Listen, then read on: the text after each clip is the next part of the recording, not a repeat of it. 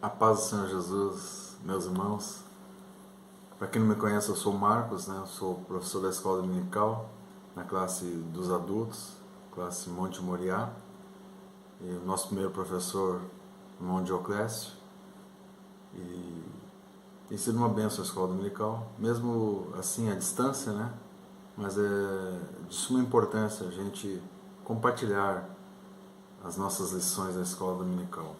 Por elas nós temos crescimento espiritual.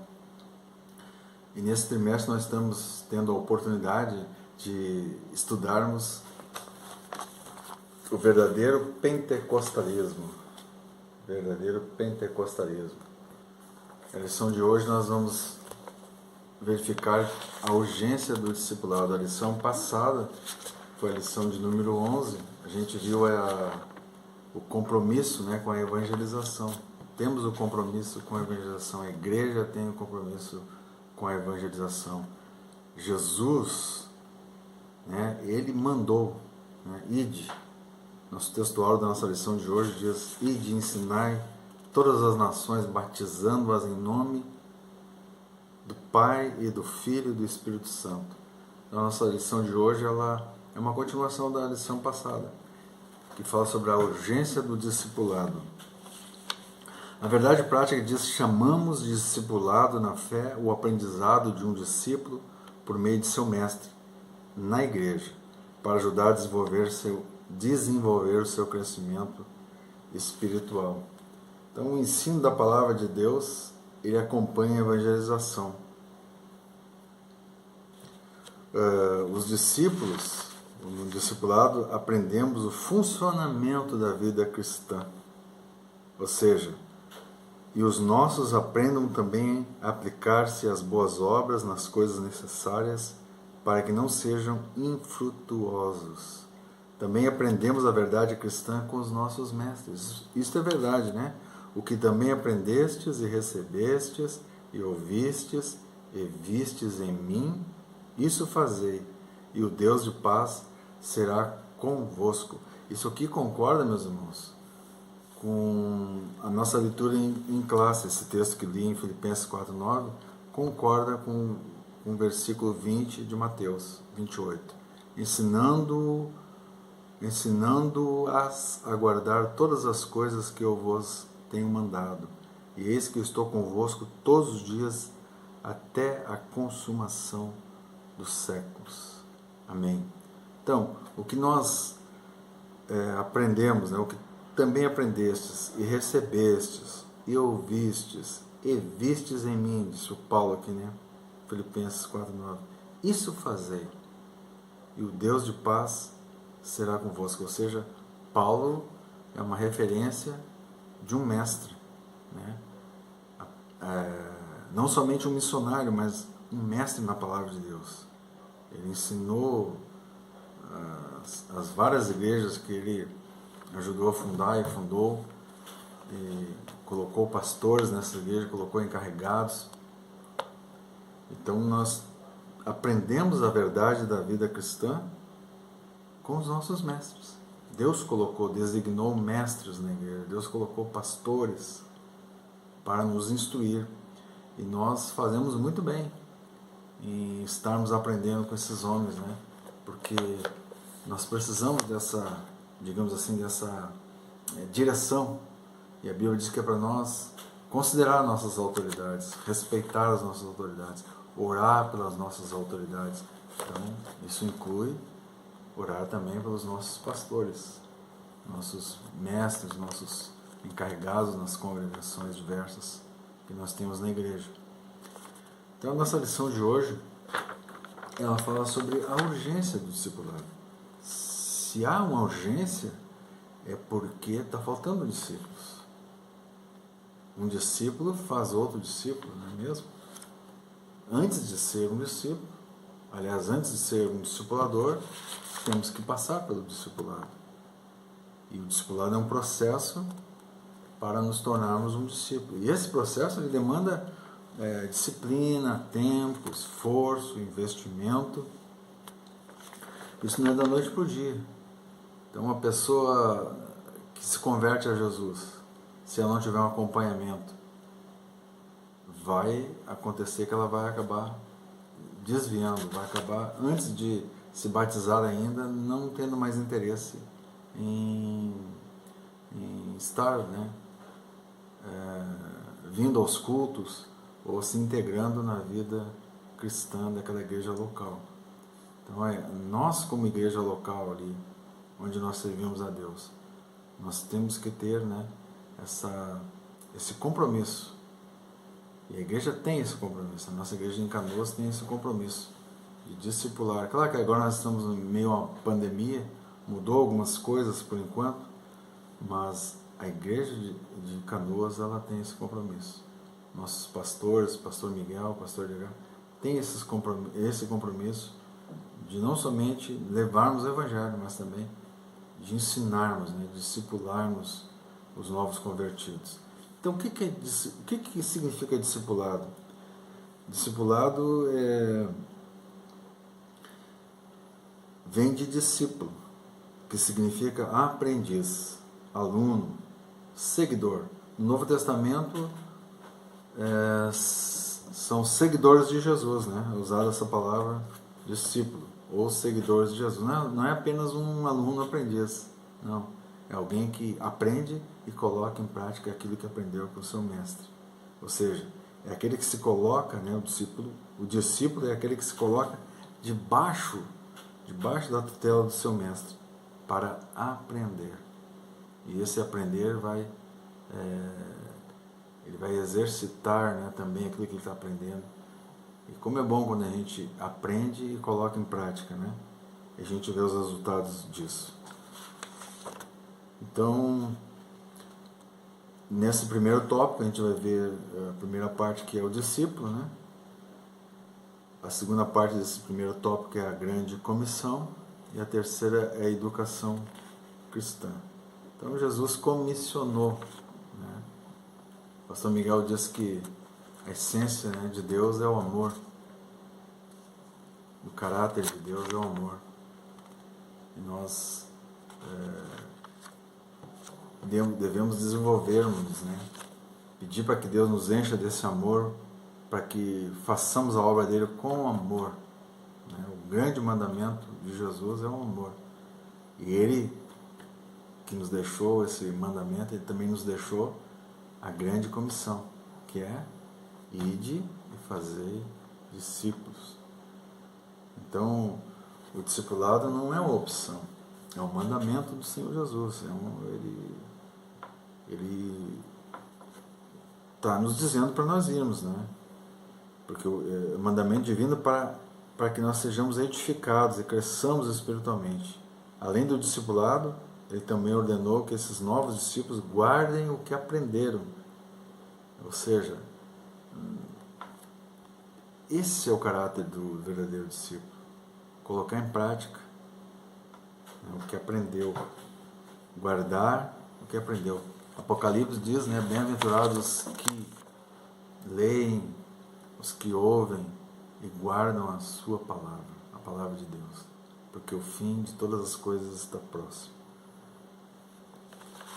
Então esse é o tópico 1. O tópico 2 da nossa lição fala sobre o tripé do discipulado, que é palavra, comunhão e serviço. Antes, voltando um pouquinho na síntese do tópico 1, diz o seguinte: o vocábulo discípulo no Novo Testamento carrega consigo a ideia de seguidor de Jesus Cristo, né? E ainda retomando o primeiro tópico, a igreja tem que gerar discípulos. E o ensino é o processo para se fazer discípulo. Então, precisamos discipular, né, nossos discípulos. Então, discipular é atuar no crescimento e desenvolvimento do cristão. Agora o tópico 2. O tripé do discipulado. Palavra, comunhão e serviço. Palavra. A Bíblia diz que os mundos foram criados pela palavra de Deus. Então, o peso da palavra de Deus, né? O que nós ensinamos é a palavra de Deus.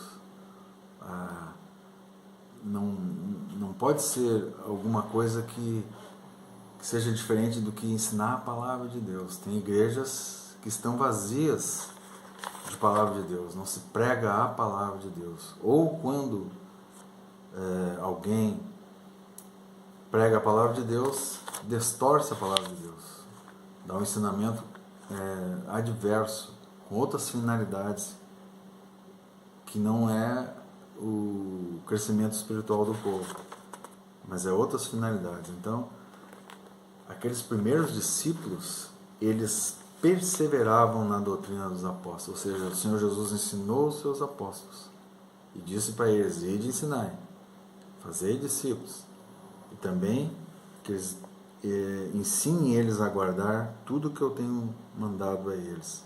Então os primeiros discípulos perseveravam na doutrina dos apóstolos.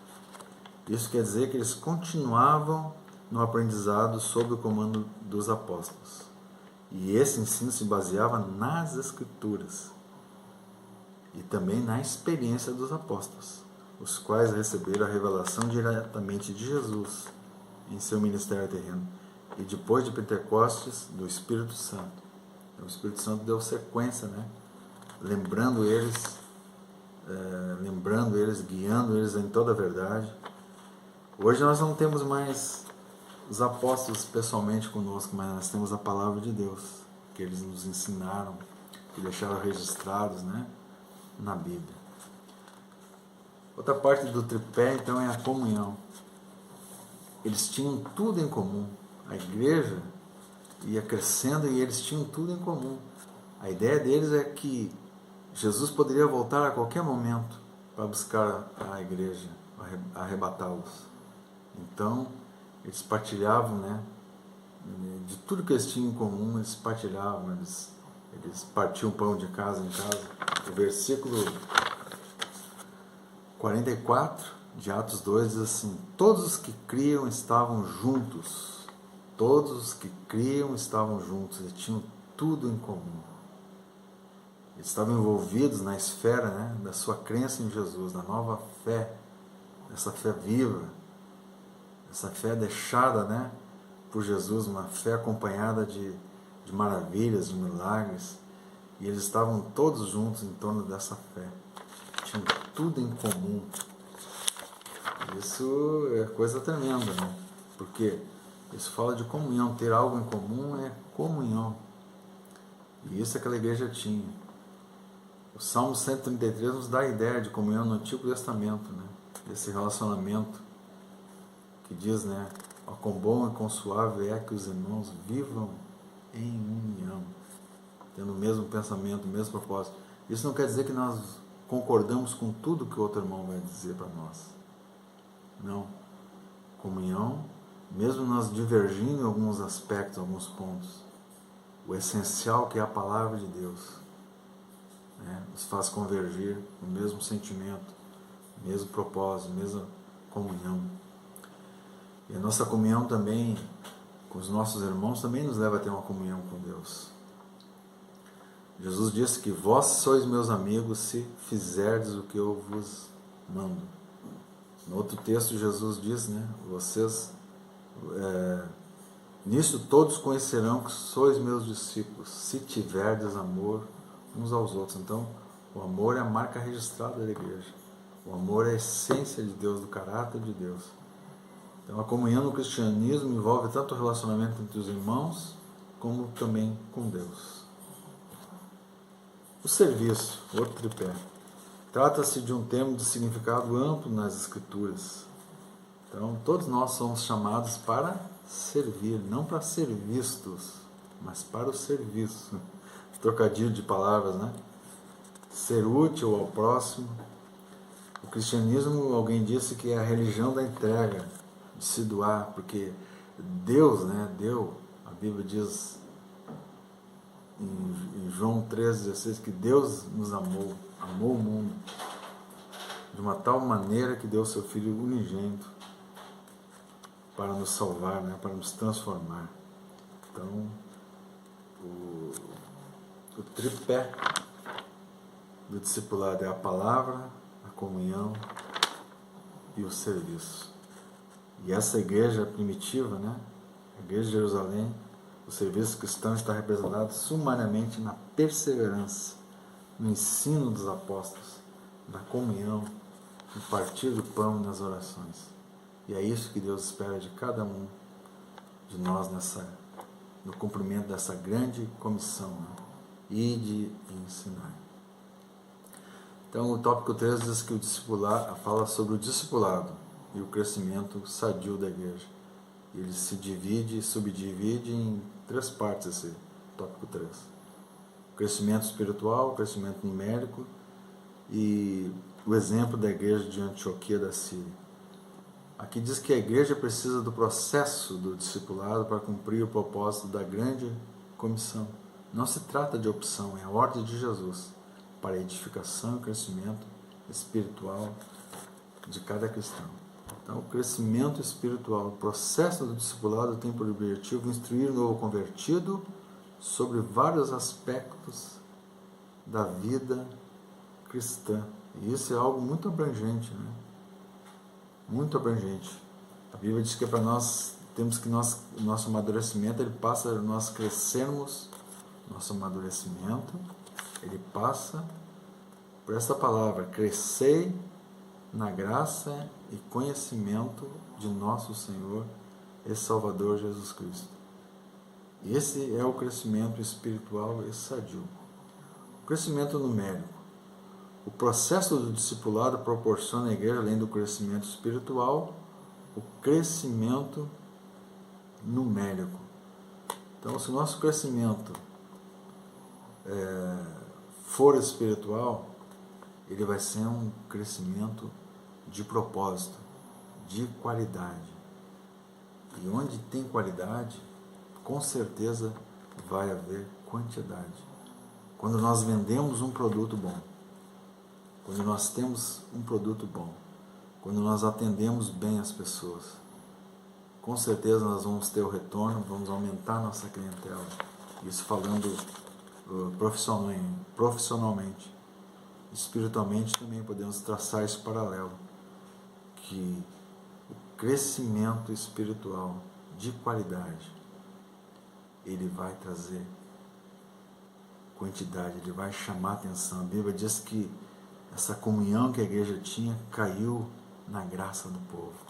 O povo se admirava de ver aquela nova comunidade que estava nascendo, né? Da obra do Senhor Jesus, do cristianismo que estava nascendo. E aqui nós temos o exemplo da igreja de Antioquia, nesse tópico 3, que Barnabé chama, né, Saulo para ensinar aqueles novos crentes. Saulo parece que estava mais bem preparado do que Barnabé. E ele pediu a ajuda dele, os dois discipularam aquela igreja. Ele não hesitou em buscá-lo em Tarso para essa nobre tarefa. Eles discipularam a igreja durante um ano inteiro. Assim, desde muito cedo na história do cristianismo, a igreja se preocupa com o discipulado, pois fazer discípulo não é a mesma coisa que fazer membros de igreja. Ou seja, há uma diferença de nós sermos membros da igreja local, da igreja institucional, como instituição, do que sermos discípulos de Jesus. Membros, então, do corpo de Cristo. Não é somente membros da igreja local, mas membros do corpo de Cristo. E sendo membros do corpo de Cristo, a Bíblia diz que nós somos membros uns dos outros. Quando nós servimos a Deus, quando nós dizemos que servimos a Deus, na verdade nós estamos servindo uns aos outros. Deus não precisa do nosso serviço, Deus não precisa da nossa oferta, Deus não precisa do nosso dízimo. Tudo isso a igreja precisa. Nós, como corpo, nós crescemos mutuamente quando estamos ligados na cabeça, que é o Senhor Jesus, e Ele comanda todo o corpo. E aí sim, há um crescimento exponencial até. Não adianta um crescimento numérico apenas. Se não for aliás, um crescimento da palavra, na palavra de Deus, se não houver a exposição da palavra de Deus, não vai haver discipulado, não vai haver novos discípulos, vai haver somente uma igreja de membros. de pessoas que estão ali juntas ali, com uma finalidade de receber alguma coisa. Mas se nós não recebermos a palavra de Deus, se não houver a exposição da palavra de Deus, não vai haver presença de Deus.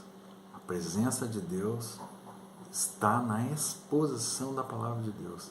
Salmo 119, verso 130, diz que a exposição da tua palavra traz luz e entendimento aos simples.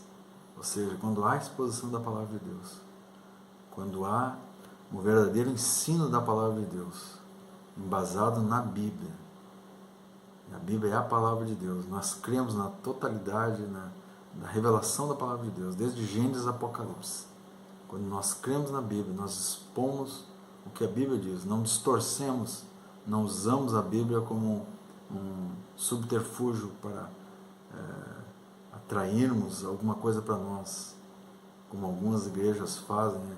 Igrejas entre aspas, são igrejas que não têm essência da palavra de Deus, mas sempre que uma igreja expõe a palavra de Deus, com certeza os frutos vão ser para a eternidade, né? Como Jesus disse, né? Frutos que durem, né? Frutos para a eternidade. Então, concluindo aqui, diz o seguinte: Deus tem interesse no bem-estar social e espiritual do homem. Isso vale para a igreja e para a sociedade. A educação com base nos princípios cristãos é importante, porque além dos valores espirituais, contribui na construção de uma sociedade civilizada à base dos valores morais e espirituais. É a Bíblia. Que Deus te abençoe, que Deus te guarde e te prospere. Amém.